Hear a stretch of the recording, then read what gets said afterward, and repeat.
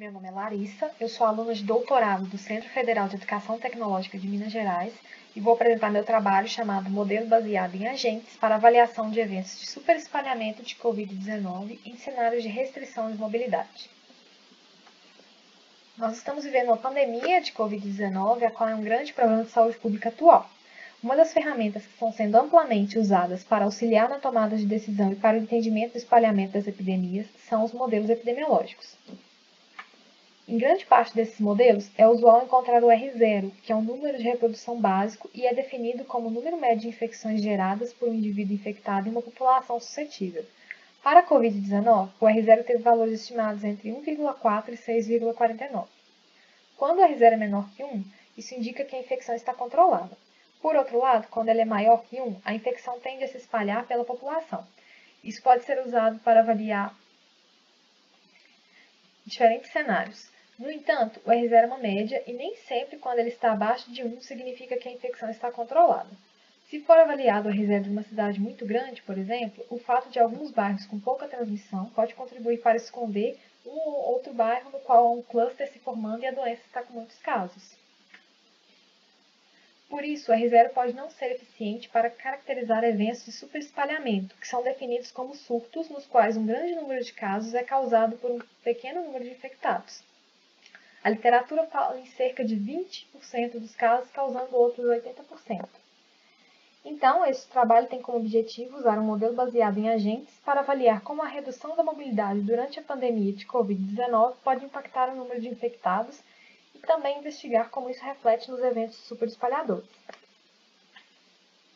Como eu falei, nosso modelo é baseado em agentes. Nós usamos autômatos celulares para construir a simulação, que ocorre com atualização síncrona dos 10.000 indivíduos. Nossos agentes executam uma caminhada aleatória em uma vizinhança de Mu e a atualização acontece a cada 1 hora. Para implementar a restrição de mobilidade, que vai de 0 a 90%, com acréscimo de 10%, nós colocamos cada indivíduo para andar uma porcentagem a menos do que andaria normalmente. Por exemplo, se não há restrição de mobilidade, ou seja, ela é de 0%, o indivíduo caminha normalmente. Com uma restrição de 50%, ele vai andar 50% menos. Uma aplicação disso é que, sem restrição, o indivíduo se movimentava cerca de 24 vezes por dia, com restrição ele vai se movimentar cerca de 12 vezes. E com 80% de restrição de mobilidade, ele vai se movimentar de 4 a 5 vezes. Nós usamos o método de Monte Carlo para implementar essas restrições e os sorteios aleatórios. No nosso modelo, a infecção acontece quando há um ou mais agentes suscetíveis no mesmo sítio de um infectado, com 80% de chance de ocorrer a transmissão para cada um dos indivíduos suscetíveis ali. Tanto os infectados sintomáticos quanto os assintomáticos podem transmitir a doença.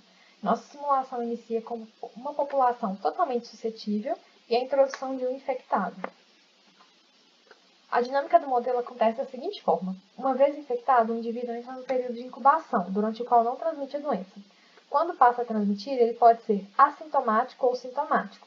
O indivíduo assintomático se recupera após alguns dias e o sintomático pode ser hospitalizado em uma enfermaria e dali ir para uma UTI. Se for para a UTI, esse indivíduo tem a chance de morrer.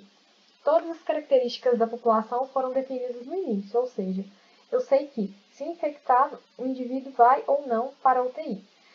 Eu sei se ele vai morrer, eu sei se ele vai ser assintomático e quais os tempos ele vai permanecer em cada estado. Para a variação desse tempo, nós usamos um sorteio aleatório com distribuição gaussiana em torno de uma média de dias. Nós também fizemos uma análise de redes, construindo a rede direcionada dos indivíduos infectados conectados nos indivíduos para os quais eles transmitem a doença. O gráfico foi construído a partir da cadeia de infecção ao final das simulações. Nós consideramos o grau de saída de cada nó, e cada agente infectado é um nó V da rede, e o grau de V é definido como o número de nós conectados a ele. Aqui nesse exemplo, a gente pode ver o nó V conectado a 3 nós, A, B e C, então o grau de saída de V é igual a 3.